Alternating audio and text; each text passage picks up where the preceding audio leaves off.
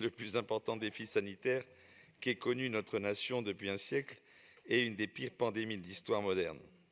Face à cette crise hors norme, nous allons devoir apprendre, au moins pour quelques mois, à vivre avec le virus tout en nous préservant de celui-ci. En effet, puisqu'il n'existe pour l'heure ni vaccin ni médicaments efficaces pour lutter contre le Covid-19, nous devons réussir à reprendre le chemin de nos vies tout en nous protégeant des dangers de sa contamination.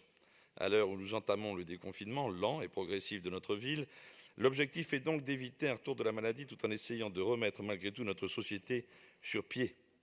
Pour parvenir à se relever ce défi inédit, la ville de Paris doit adopter un plan équilibré permettant de concilier reprise de la vie économique, sociale, sportive, culturelle et maintien des précautions évidemment indispensables afin d'éviter un rebond de l'épidémie.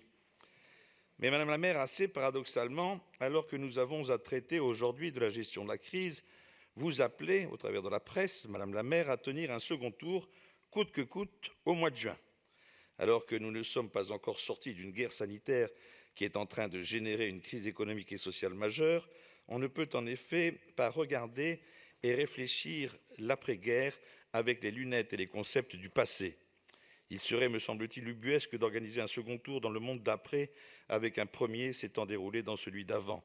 Les choses qui étaient vraies le 15 mars ne le sont plus aujourd'hui. Mais s'il faut à tout prix satisfaire en urgence les élans démocratiques de certains, alors refaisons les deux tours. En effet, comment savoir les programmes de tels ou tels candidats face à la nouvelle situation? Pour revenir au plan de déconfinement que vous nous proposez, il est tout d'abord primordial que notre collectivité soit en capacité de fournir en quantité suffisante et dans la durée des masques pour tous les Parisiens, et ce, de façon gratuite.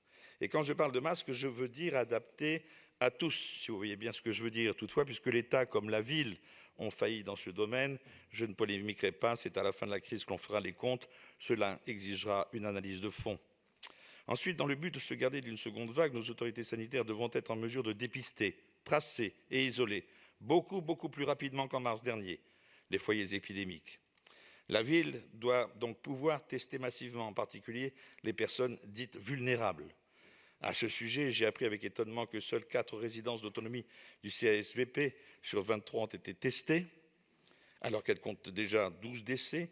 Ce n'est évidemment pas suffisant. Sans attendre la réponse de l'ARS, je demande donc à ce que la ville prenne l'initiative de tester les 2700 résidents de ces différentes structures.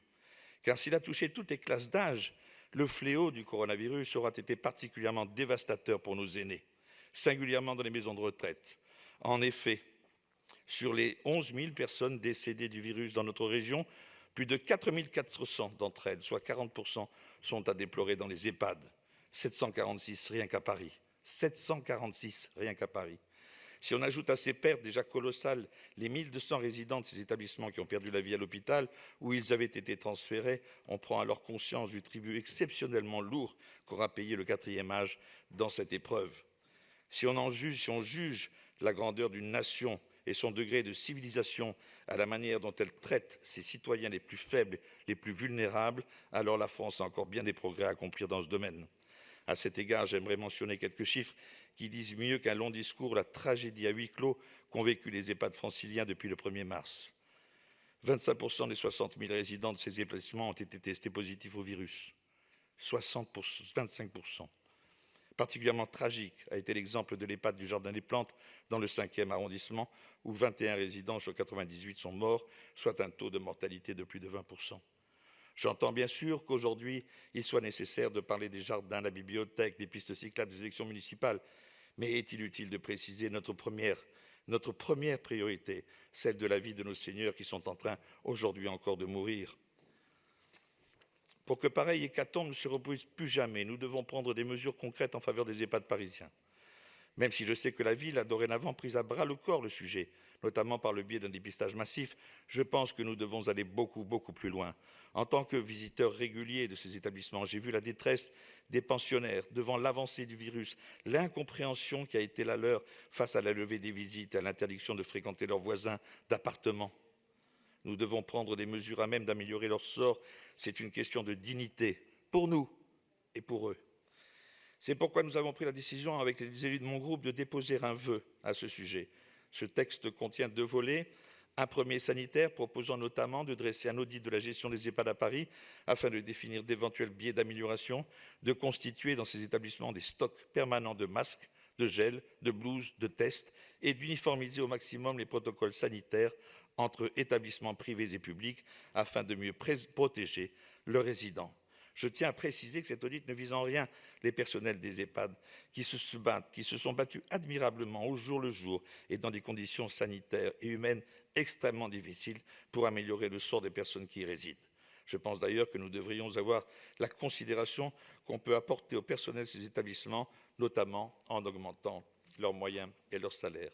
Enfin, un deuxième volet culturel demande à ce que soit renforcée la communication entre les résidents et le monde extérieur. Cet effort de continuité du lien social pourra se traduire par la mise en place de visites sécurisées en cas de nouveau confinement et par le développement rapide au sein de ces établissements des outils du numérique. Je pense par exemple à la fourniture de tablettes ou de cours d'informatique. On sait tous que la solitude et l'isolement peuvent être fatals pour les personnes âgées. C'est pourquoi nos propositions permettront aux résidents de pouvoir communiquer en toute sécurité avec leurs familles et d'avoir accès plus largement à la culture. De manière plus générale que la seule question d'informatique, il est important de faire entrer la culture dans ces EHPAD. Je pense à des acteurs de théâtre venant lire des textes, je pense à des expositions temporaires, des conférences, bref, à tous ceux qui pourraient sortir nos aînés de leur isolement. J'espère que ce vœu consensuel et plein de bon sens sera adopté par le Conseil de Paris. Je vous remercie.